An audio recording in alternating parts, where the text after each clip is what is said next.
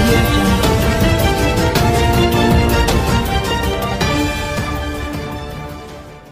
నమస్తే, నేను విష్ణు నాగిరెడ్డి. జయప్రకాష్ నారాయణ గారు పవన్ కళ్యాణ్ గారు ఇంతకుముందు చూపించినటువంటి శ్రద్ధ జేఎఫ్సీ మీద ఇప్పుడు లేదు, దాన్ని ముందుకు తీసుకెళ్లట్లేదు, కార్యరూపం దాల్చింది కానీ తర్వాత ముందుకు వెళ్ళట్లేదని ఒక చిన్న కామెంట్స్ అయితే చేశారు. సరే, దానికి నా వివరణ ఇస్తున్నాను. ఆయన అంటే మాకు రెస్పెక్ట్ ఉంది కాబట్టి ఒక సానుకూలంగానే అంటే మంచి వాతావరణంలోనే నేను ఆయనకి రెస్పెక్ట్ ఇస్తూ నా వివరణ అయితే ఇస్తున్నాను. సార్, జయప్రకాష్ నారాయణ గారు తెలుగుదేశం పార్టీ బీజేపీ కొట్టుకుంటున్న సమయంలో, అంటే మేము డబ్బులు ఇచ్చామని బీజేపీ లేదు మాకు ఇవ్వలేదని చెప్పి తెలుగుదేశం పార్టీ అనుకున్న సమయంలో ఎక్కడ అసలు ఎవరో నిజం చెప్తున్నారు, ఎవరో అబద్ధం చెప్తున్నారు అన్న విషయంలో జేఎఫ్సీని ఫామ్ చేశారు. మీరు అధ్యక్షత వహించారు. కొన్ని రోజుల పాటు మీరు కావచ్చు, ఉండవల్లి అరుణ్ కుమార్ లాంటి వాళ్ళు కావచ్చు, ప్రొఫెసర్ నాగేశ్వరరావు లాంటి వాళ్ళు కావచ్చు, ఇంకా చాలామంది మేధావులు కలిసి కొన్ని రోజుల పాటు శ్రమించి జేఎఫ్సీ ఫైనల్ రిపోర్ట్ అయితే ఇచ్చారు. ఆ రిపోర్ట్ ఇచ్చిన మరుక్షణం పవన్ కళ్యాణ్ గారు మీడియా ముందుకు వచ్చి క్లియర్గా చెప్పడం జరిగింది. మీరు దమ్ముంటే అవిశ్వాస తీర్మానం పెట్టండి అని రెండు పార్టీలకి చెప్పారు.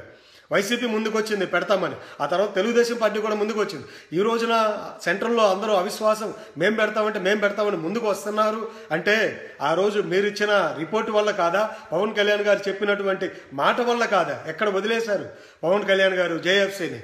అలాగే అదే రోజు చెప్పారు తెలుగుదేశం పార్టీ కూడా తప్పు చేసింది, మీరిచ్చిన రిపోర్టు మూలంగానే కదా, బీజేపీ కూడా తప్పు ఉంది అని చెప్పి ఆ రోజు చెప్పారు. అలాగే జేఎఫ్సీ నివేదిక ఇచ్చిన తరువాత పవన్ కళ్యాణ్ గారు ప్రెస్ మీట్ తర్వాత మార్చి 14 కోసం ఆయన పార్టీకి సంబంధించి ఆవిర్భావ సభ కోసం విజయవాడ వెళ్ళటం జరిగింది. ఆ విజయవాడ సభలో కూడా క్లియర్గా తేల్చేశారు తెలుగుదేశం పార్టీ, నేను ఏ పరిస్థితుల్లో తెలుగుదేశం పార్టీకి సపోర్ట్ చేశాను, ఈరోజు అధికారంలో ఉండటానికి ఎంతో కొంత కారణమైనటువంటి నన్ను కూడా, నా మాటకు కూడా విలువ లేకుండా ఈ రోజున తెలుగుదేశం పార్టీ అవినీతికి పాల్పడింది అని చెప్పేసి క్లియర్గా చెప్పడం జరిగింది. చెప్పలేదా? అదంతా మీరు ఇచ్చిన రిపోర్ట్ కూడా ఒక అందుకు కారణం అయితే కాదా? ఆ తర్వాత ఆయన అక్కడే ఉన్నారు విజయవాడలోనే, మార్చి 18, 19 వరకు విజయవాడలో ఉండి తర్వాత హైదరాబాద్ వచ్చి డిస్ట్రిక్ట్ కమిటీలను, ఎందుకంటే ఆయన ఒక పొలిటికల్ పార్టీ అధినేత, డిస్ట్రిక్ట్ కమిటీలు వేసుకోవాలి, చాలా కార్యకర్తలను నియమించాలి ఎక్కడికక్కడ, ఎందుకంటే అది ఫుల్లీ ఎస్టాబ్లిష్డ్ పార్టీ అయితే కాదని మీకు తెలుసు. సో పార్టీ ఎస్టాబ్లిష్మెంట్లో ఉన్నారు. సేమ్ టైం ప్రతిరోజు చెప్తున్నారు. అవసరమైతే ఆ సభలో కూడా చెప్పారు, అవసరమైతే ఆమరణ నిరాహార దీక్ష చేయడానికి కూడా నేను సిద్ధం అని చెప్పి స్పెషల్ స్టేటస్ కోసం. సో స్పెషల్ స్టేటస్ అనేది చాలా పెద్ద అంశం మనకి. అది వస్తే మన రాష్ట్ర ప్రజలందరూ బాగుపడతారు, ఎంతోమందికి ఉద్యోగాలు దొరుకుతాయని చెప్పేసి దానికోసం అంత ముందుకెళ్దామని చెప్పి ఆయన చిత్తశుద్ధితో నిజాయితీ కూడిన రాజకీయం చేయాలి అని ముందుకు వస్తుంటే మీరు ఈరోజు అది ముందుకు తీసుకెళ్ళలేకపోతున్నాడు పవన్ కళ్యాణ్ అని చెప్పడం అనేది కరెక్ట్ కాదని నేను మనవి చేస్తున్నాను సార్ మీకు. అలాగే మిమ్మల్ని ఏ రోజైతే పవన్ కళ్యాణ్ గారు జేఎఫ్సీకి నియమించారో, తీసుకున్నారో, మీరు కూడా విల్లింగ్ చేశారు, ఓకే, దానికి ధన్యవాదాలు.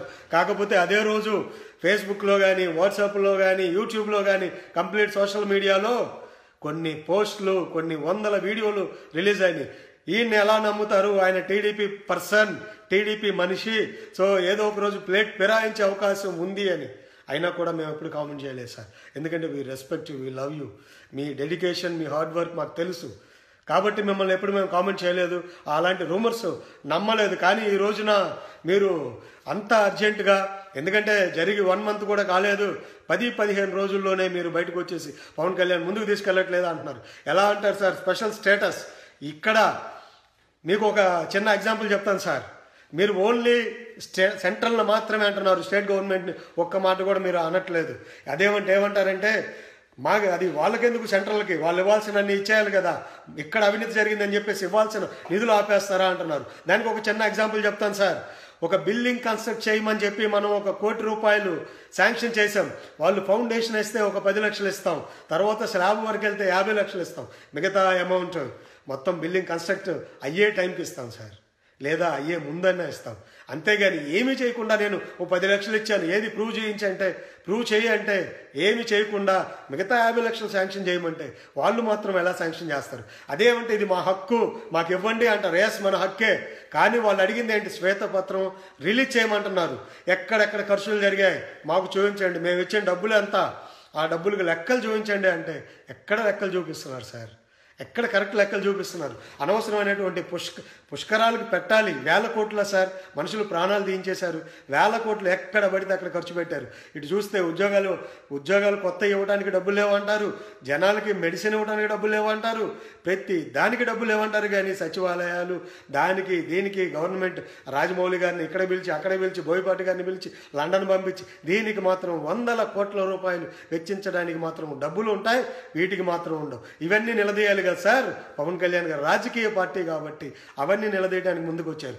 అప్పుడు నిలదీయలేదు కదా, ఇప్పుడు ఎందుకు నిలదీస్తున్నారు సార్? ఫుల్ ఫ్లెడ్జ్డ్గా లేరు ఆయన. మొన్నటి వరకు సినిమాలు అటు ఇటు ఉన్నారు. అప్పుడు కూడా నిలదీశారు స్పెషల్ స్టేటస్ మీద.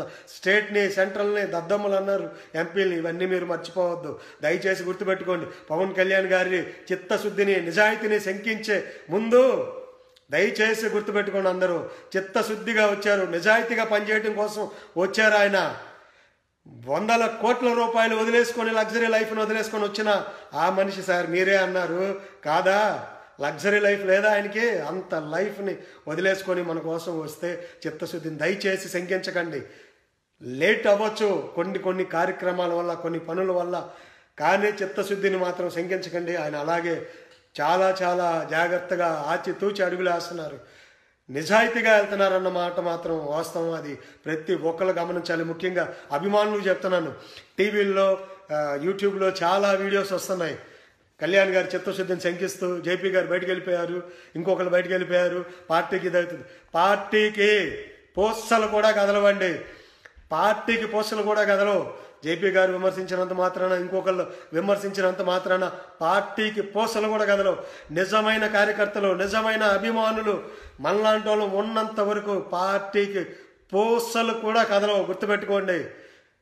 అందరం మనం కళ్యాణ్ గారు అన్ని వదిలేసుకొని వచ్చారు కాబట్టి ఆయన వెంట అట్ ఎనీ కాస్ట్ ఎక్స్పెక్టేషన్ ఏది లేకుండా ఆయన వెంట మనం ఉండటానికి మాత్రం సిద్ధపడండి. ఒక నిజాయితీగా ఆయన వెళ్తున్నారు, అదే నిజాయితీతో అదే నిబద్ధతతో మనం కూడా వెళ్ళాలని చెప్పి కార్యకర్తలు అందరూ ధైర్యంగా ఉండండి. ఎవరు చెప్పే మాటలు వినొద్దు, తప్పుడు ప్రచారాలు నమ్మొద్దు. టీవీలు లేవు మనకి, మీడియా లేదు కాబట్టి, సోషల్ మీడియా కాబట్టి ఇలా బయటపడి మనం అన్ని మాట్లాడుకోవాల్సి వస్తుంది. తప్పుడు ప్రచారాలు వినొద్దు. మనం ఖచ్చితంగా కళ్యాణ్ గారి వైపు ఉంటాం. చిత్తశుద్ధి నిజాయితీ గల నాయకుడు వస్తున్నాడని నిరూపిస్తాం. రంగస్థలంలోకి కొత్త రాజకీయ పార్టీ రాబోతుంది, జెండా ఎగరబోతుంది. జై హింద్. ఏంటండి, వీడియో నచ్చిందా? అయితే ఓ లైక్ వేసుకోండి, లేదంటే ఓ కామెంట్ చేయండి. ఎప్పటికప్పుడు మా వీడియోస్ చూడాలంటే సబ్స్క్రైబ్ చేసుకోండి.